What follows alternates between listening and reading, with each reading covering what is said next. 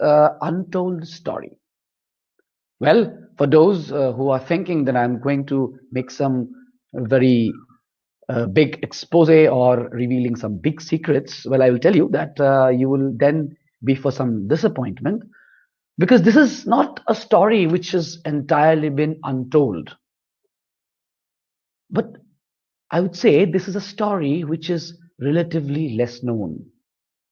It is a story which has been kept behind the curtains, which is possibly known to academicians who are working on this subject, or to very other few people who are interested in the history of native Indians.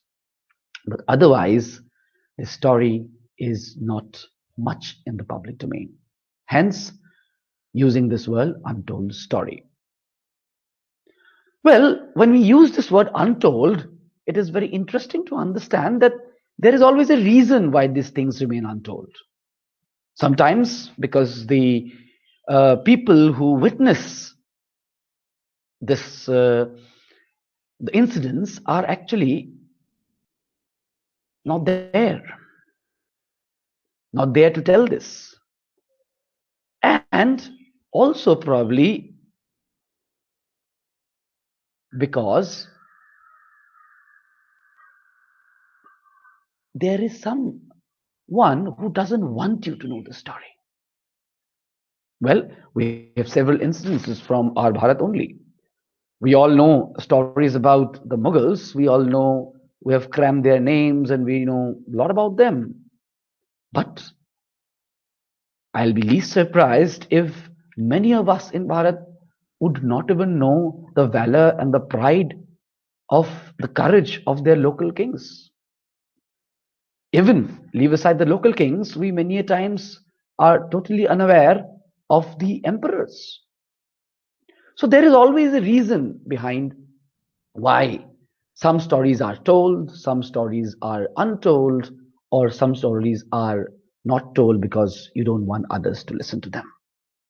At this juncture, I would also like to point out that by using the term untold story of the Native Americans, it doesn't refer to the fact that this is something imaginary. This is actually a part of history, an important piece of history, a piece which is possibly hidden behind the curtains. And through this lecture, it will be my effort, I'll make an effort to bring this piece out and join them to the various pieces of history we have about native Indians. Now again, this word, if you see the word native, which actually has the connotation, or rather we refer to someone or anything which is at its home or its place of origin. And so we have Indian associated with it, which is in the case of native Indians, we can attribute it with the explorer Christopher Columbus. Now, Christopher Columbus reached a landmass to the west of Spain in 1792. We recently had a detailed lecture on this topic. However, when reaching there, he believed that he discovered islands of India beyond the Ganges. This is what he wrote in his letter to the king and the queen. Now, interestingly, while Christopher Columbus may have used this word Indian by mistake, but unknowingly, he actually ended up revealing a very old connection. And that is the connection between the native Indians and the people of Bharat.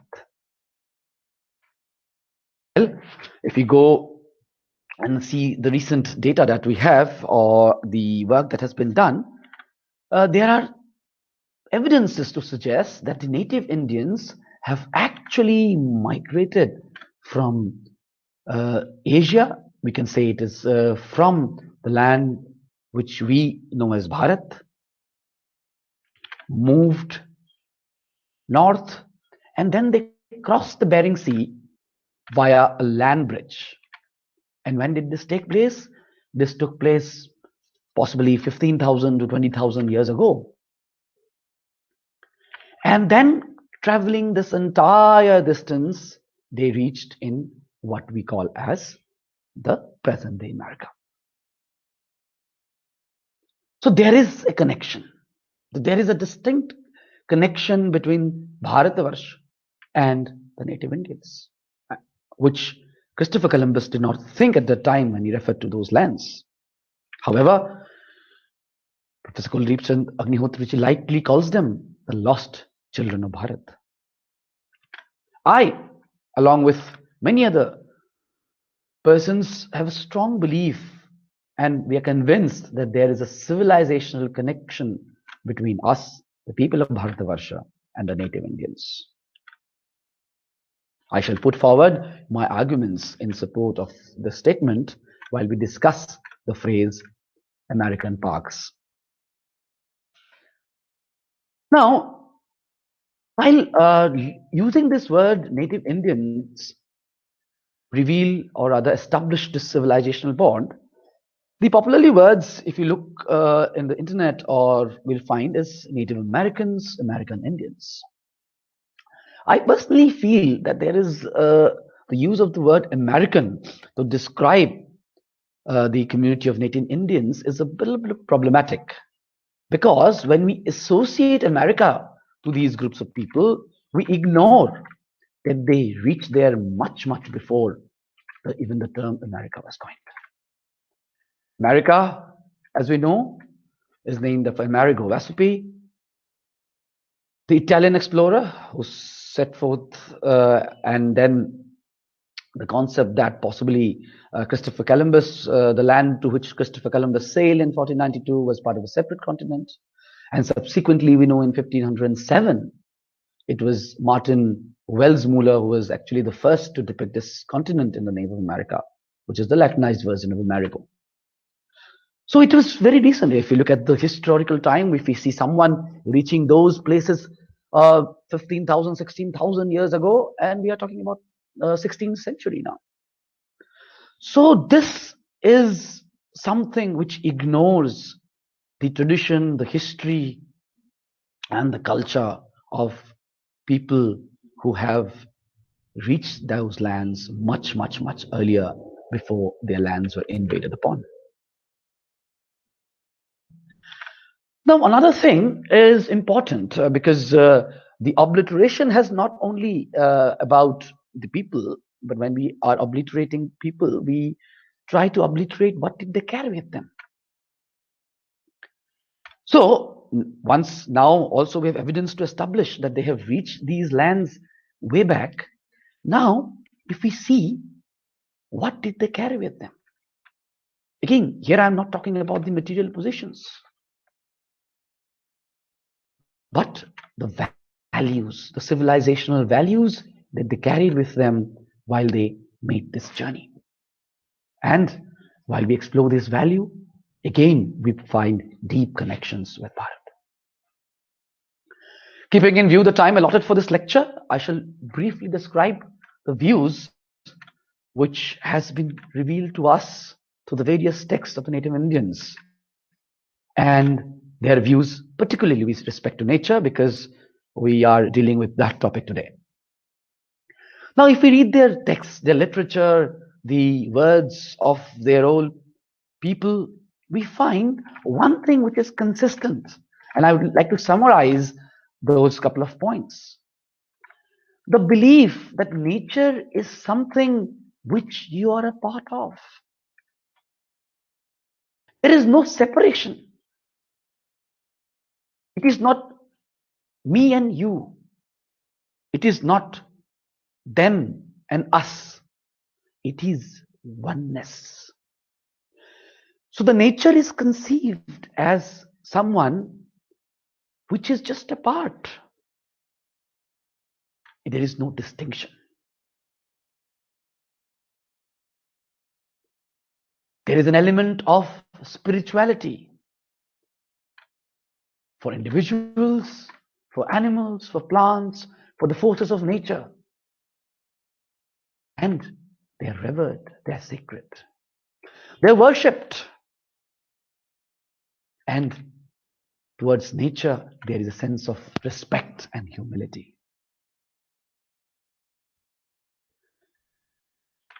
there is not about controlling or about conquering nature for material gain. The native Indians literature does not speak about the superiority of them over nature, but they speak about coexistence. Well, it doesn't mean that the nature was to be left like that. Nature was to be used. And if we read the literature, we find that it resonates with the saying of our rishis in Upanishad. Yen tiktena punjata.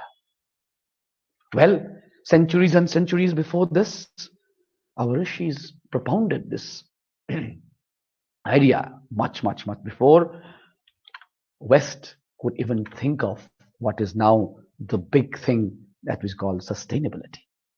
And if we look at the literature of native Indians about nature, these views emanate.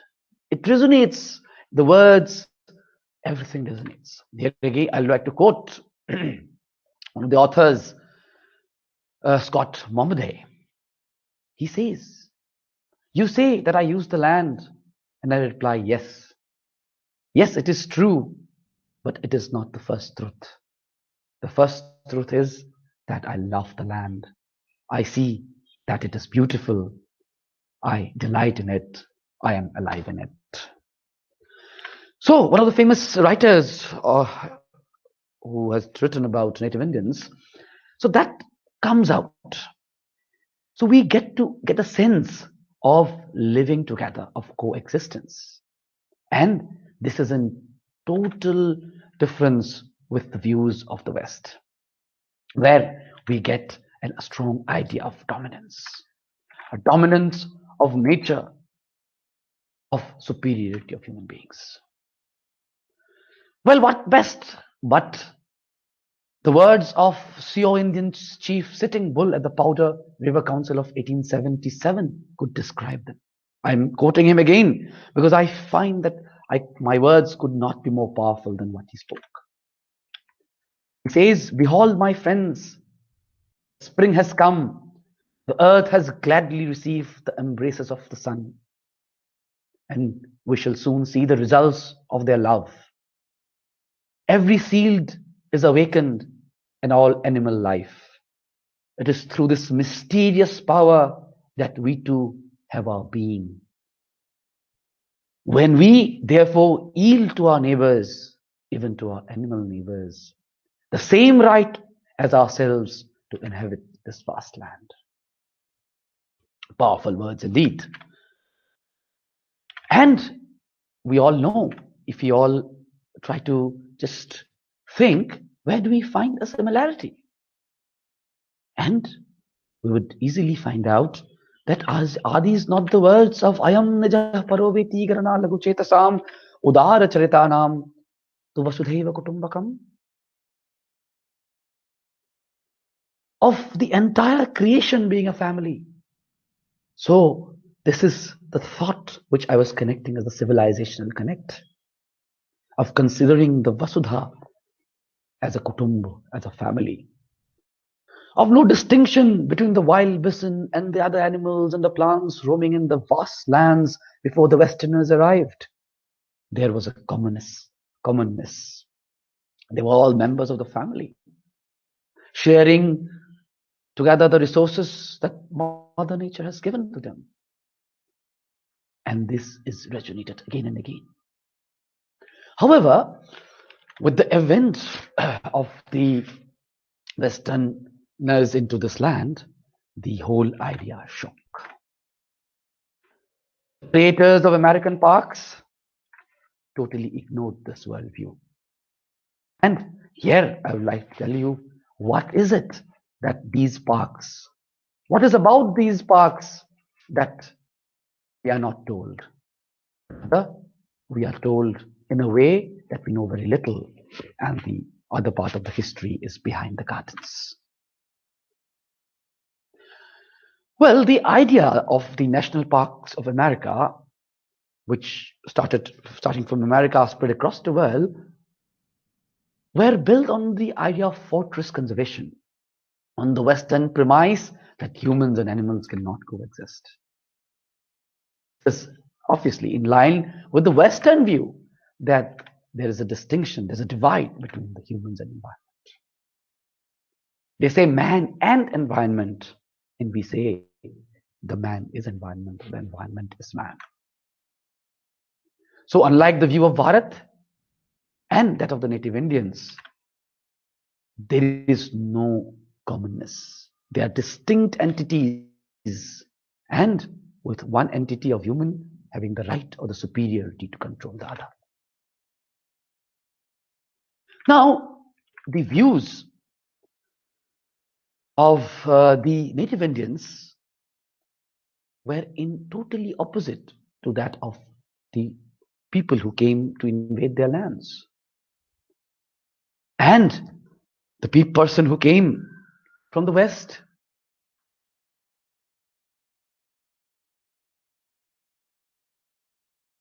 were hell-bent on destroying not just the native Indian views, but the whole natural order. Felling trees, forests, clearing the land, killing animals for sport.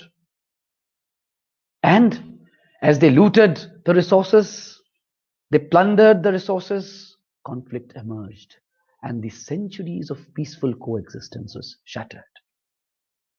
Well, as we have, I think, joined here, we are well aware of the fact that several conflicts took place.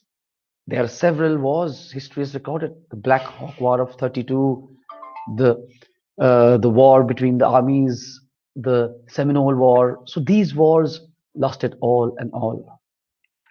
And at the result of this war was a gradual domination of these people, the new who came to the land which they named as America. And they establishing their dominance, and worst is that eradicating what the American thought was something which needs to be wiped out. The beliefs, the values of which have over a century evolved into a coexistence between the native Indians and the nature. As the plundered went on and on, some of these foreigners walked across the lands. One of them to walk in 1832 was George Catlin. George Catlin, as he traveled slowly up the Missouri River, marveled at the grand vistas. He was surprised. He considered it to be a fairyland, so wonderful, so beautiful. Nature has given it so much. And George Catlin, a painter, writes that by some great protecting policy of the government, this park needs to be preserved, and it should be preserved as a nation's park, containing both, as he writes, man and beast. I quote him, in all wilderness and freshness of their nature's beauty. Two things are very important here. One, in his idea of this national park or the American park, he allowed human beings to be considered as a part of the wild. Now, this is very problematic because he is ignoring the rich heritage of the native Indians. The heritage which has taken centuries to emerge. The heritage which is sacred.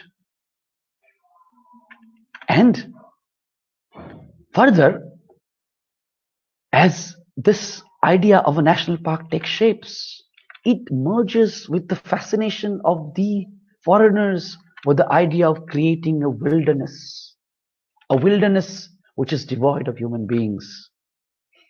And it was this idea which gave shape to the first national parks that were established in America.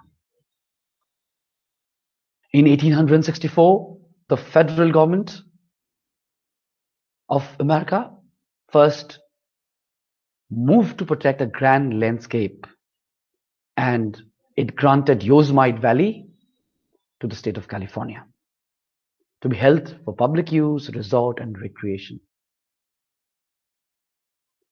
And it was in 1872, 8 years later, following the exploration of the Yellowstone region in the Montana and the Wyoming territories, they created the Yellowstone National Park.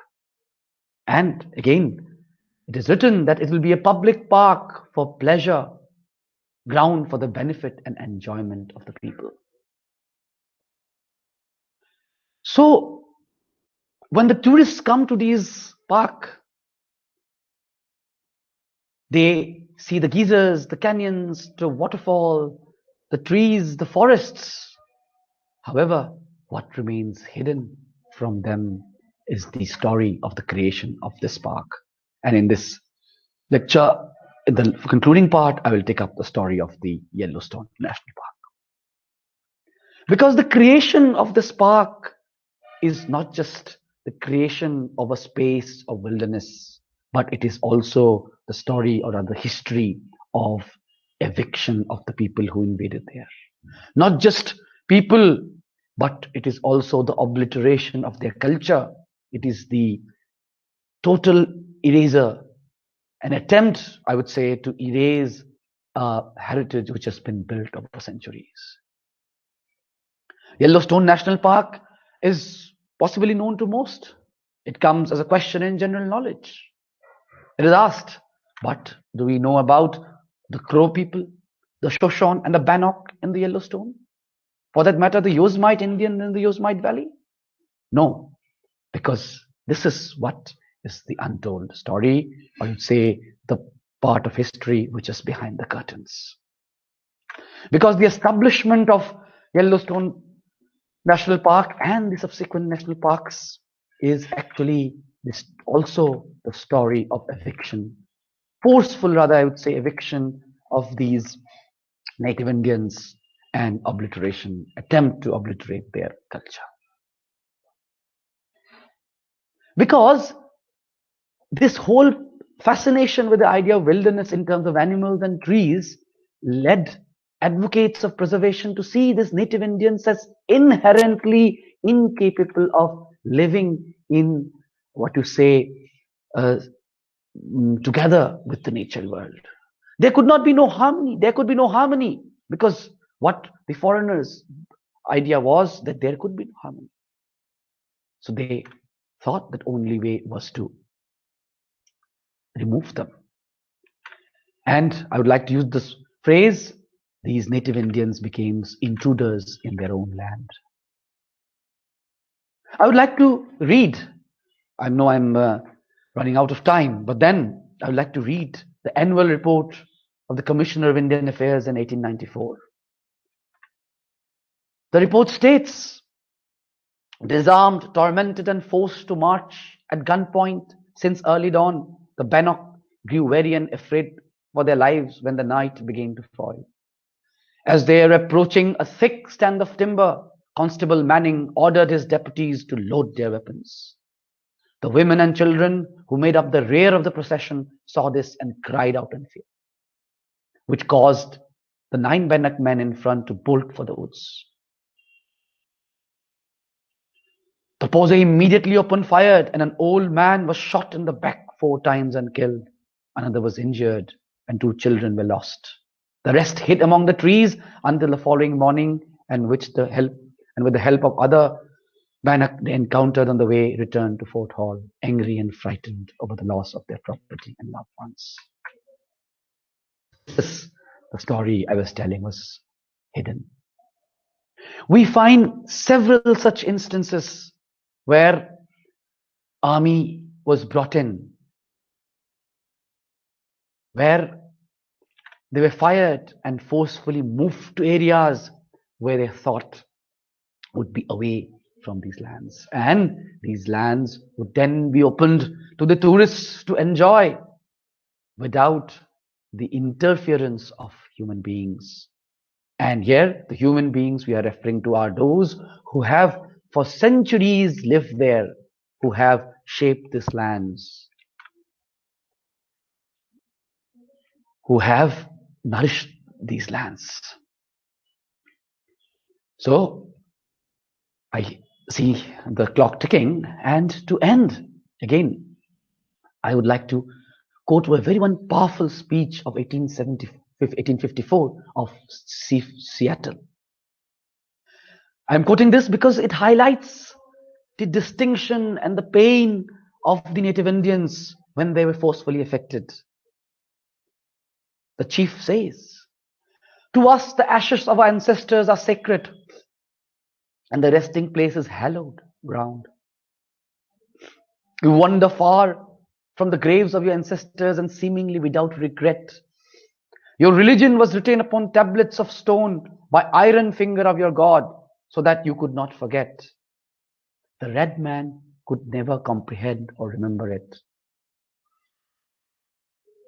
Our religion is the traditions of our ancestors, the dreams of our old man, given them in solemn hours of the night by the Great Spirit, and the visions of our chasms, and is written in the heart of our people."